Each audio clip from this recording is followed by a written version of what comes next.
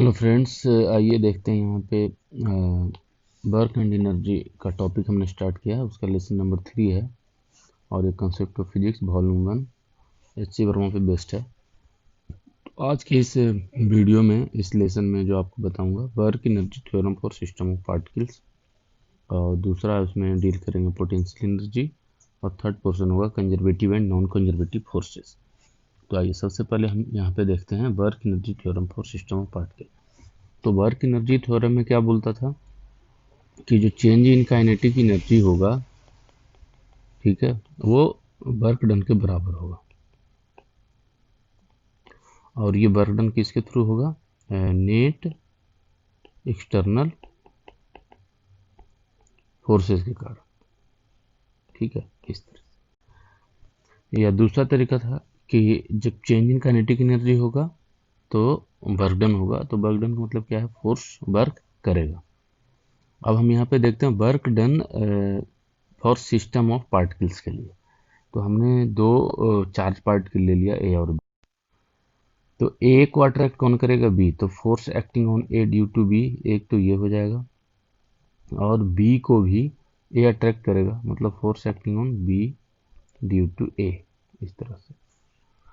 अब जब ये दोनों एक दूसरे को अट्रैक्ट करेंगे तो अल्टीमेटली क्या होगा? कुछ समय बाद ए को भी कुछ स्पीड मिल जाएगा, बी को भी।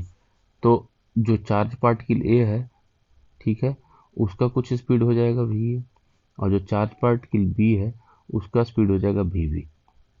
दोनों एक दूसरे को जब अट्रैक्ट करेंगे तो अल्टीमेटली जो क्या हो जाएगा? काइनेटिक एनर्जी के ए का भी होगा और काइनेटिक एनर्जी के बी का भी हो जाएगा, ठीक है। लेकिन जब आप यहाँ पे देखेंगे फोर्स के बारे में, तो force acting on A due to B और force acting on B due to A, ये दोनों मैग्नीट्यूड में बराबर और डायरेक्शन में अपोजिट होंगे। कहने का मतलब इन दोनों का जो एडिशन है, F A B plus F B A, ये क्या होगा? 0। लेकिन जब इनमें कुछ वेलोसिटी गेन कर लेंगे तो इनका काइनेटिक एनर्जी होगा और इसका भी काइनेटिक एनर्जी होगा। तो जो काइनेटिक एनर्जी का सम है वो 0 नहीं होगा। दोनों काइनेटिक एनर्जी का सम 0 नहीं होगा, जबकि नेट फोर्स 0 हो जाएगा। और इसी तरह से जो वर्क डन है कि एफ ए बी ने कितना वर्क किया, तो एफ ए बी ने कितना वर्क किया, तो वो हम देखेंगे force acting on A due to B, तो change in kinetic energy of A का, तो इससे निकल गया work done by F A B. और इसी तरह से हमें अगर पता करना work done by F B A ने कितना वर्क दिया, तो force acting on B due to A, तो बी ड्यू टू ए मतलब फोर्स एक्टिंग ऑन बी पे लग रहा है, इसका मतलब चेंज इन काइनेटिक एनर्जी किसका देखेंगे? बी का। तो सिस्टम पार्टिकल में इस तरह से आप वर्क एनर्जी थ्योरम अप्लाई करें, काइनेटिक एनर्जी में चेंज करके आप उसका वर्क डन निकाल सकते हैं। उसके बाद हम देखते हैं पोटेंशियल एनर्जी, ठीक है। तो पोटेंशियल एनर्जी क्या करेंगे कि इसी तरह के दो चार्ज पार्टिकल ले लेंगे, एक ए और एक बी, और इसको क्या करेंगे? ये पॉजिटिव और ये निगेटिव मान लीजिए। अब हम इसको स्पीड दे देंगे अपोजिट डायरेक्शन में, वी ए, और इसकी दे देंगे वी वी। तो क्या होगा कि कुछ समय बाद ये कहाँ पे आ जाएंगे? ए डैश पे और बी डैश पे। और फिर जब कुछ देर वेट करेंगे तो ये वापस लौट के फिर कहाँ पे आ जाएगा? ए पे, और ये लौट के कहाँ पे आ जाएगा? बी पोजीशन पे, मतलब जो शुरू का इनिशियल पोजीशन हमने लिया था उस पे। तो आपने यहाँ पे जो काइनेटिक एनर्जी दिया, ये हो गया फर्स्ट पोजीशन, ये हो गया सेकंड पोजीशन, और ये हो गया थर्ड पोजीशन। तो इसमें देखिए क्या होगा, इन फर्स्ट पोजीशन में काइनेटिक एनर्जी ए का भी है और प्लस काइनेटिक एनर्जी बी का है। और सेकंड पोजीशन में क्या है कि यहाँ पे मान लीजिए आके काइनेटिक एनर्जी इनका बदल गया, तो क्या हो जाएगा? के ए कर देते हैं, के ए और के बी। तो के ए डैश हो जाएगा इसका काइनेटिक एनर्जी और इसका हो जाएगा के बी डैश। दोनों का काइनेटिक एनर्जी में चेंज आएगा क्योंकि स्पीड में चेंज आएगा, मतलब वी ए डैश बोल दो और वी बी डैश। अब कुछ समय बाद ये वापस लौटेंगे, फिर से इनिशियल पोजीशन ए और बी पे आ जाएंगे। तो फिर जब थर्ड पोजीशन पे आएंगे कुछ समय बाद, ये टी इजकल टू 0 पे, ये टी इजकल टू T1 पे और ये टी इजकल टू T2 पे। तो जब T2 पे वो पोजीशन होगा जो टी इजकल टू 0 पे है, तब यहाँ पे फिर से क्या हो जाएगा ए का काइनेटिक एनर्जी।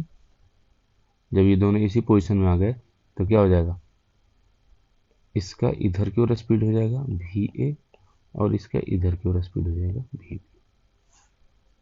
जब उसी पोजीशन में आ गए तब, तो फिर यहाँ पे हो जाएगा काइनेटिक एनर्जी ए प्लस काइनेटिक एनर्जी बी। अब इसमें क्या है कि फर्स्ट पोजीशन से जब वो सेकंड पोजीशन में गए तो यहाँ पे क्या हुआ, चेंज इन काइनेटिक एनर्जी। फिर सेकंड से फर्स्ट में आए तो फिर हुआ चेंज इन काइनेटिक एनर्जी, लेकिन यहाँ पे क्या हुआ, लॉस ऑफ काइनेटिक एनर्जी, और यहाँ पे क्या हुआ, गेन इन काइनेटिक एनर्जी। ठीक है, तो यहाँ पे जो काइनेटिक एनर्जी लॉस हुआ फर्स्ट टू में, तो लॉस हुआ वो गया कहाँ, और फिर इन्होंने गेन किया, तो इन्होंने गेन कहाँ से किया। ठीक है, तो इसमें क्या हुआ, आप देखेंगे कि हमारा जो एनर्जी है, अच्छा आपको बर्नौली थ्योरम से पता है कि जो चेंज इन काइनेटिक एनर्जी है वो किसके बराबर होगा, वर्क डन के बराबर। ठीक है, इस तरह से तो हम यहाँ पे देख रहे हैं कि अलग अलग पोजीशन के कारण एक काइनेटिक एनर्जी में वेरिएशन हो रहा है और फिर गेन भी कर रहा है। तो यहाँ पे उसके पोजीशन के कारण जो एनर्जी है, और यहाँ पे जो पोजीशन के कारण उसका एक एनर्जी है, यहाँ पे पोजीशन के कारण एक एनर्जी है, और काइनेटिक से काइनेटिक एनर्जी लॉस हो रहा है, फिर काइनेटिक एनर्जी गेन हो रहा है, तो इसमें कोई एक और भी एनर्जी है जो इसके पोजीशन, इसके शेप एंड साइज के कारण भी डिफाइन होगा। ठीक है, तो इसके पोजीशन के कारण ड्यू टू पोजीशन, या कर दीजिए शेप एंड साइज,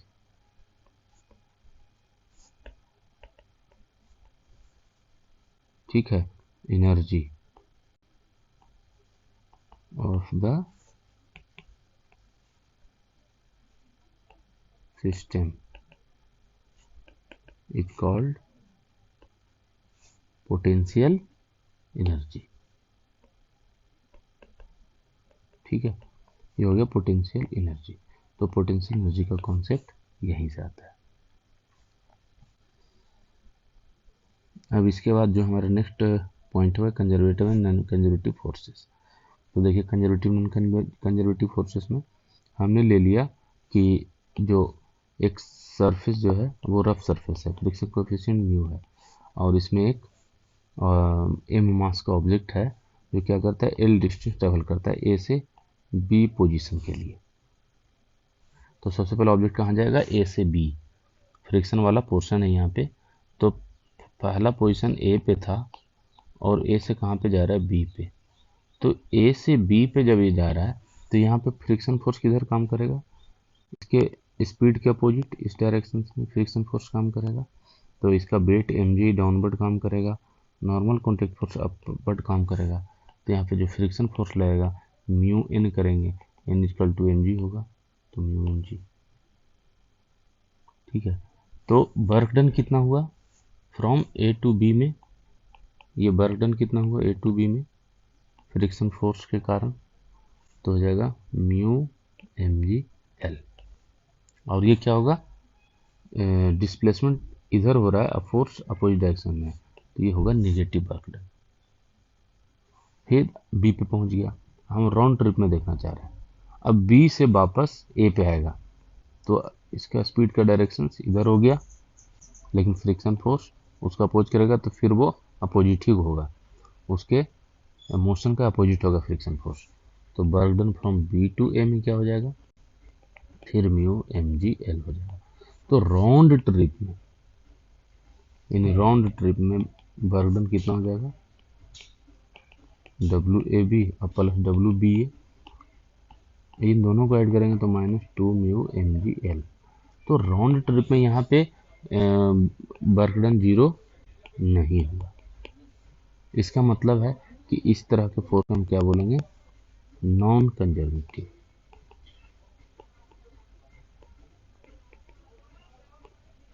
इस तरह से, और ये पाथ पे भी डिपेंड करेगा,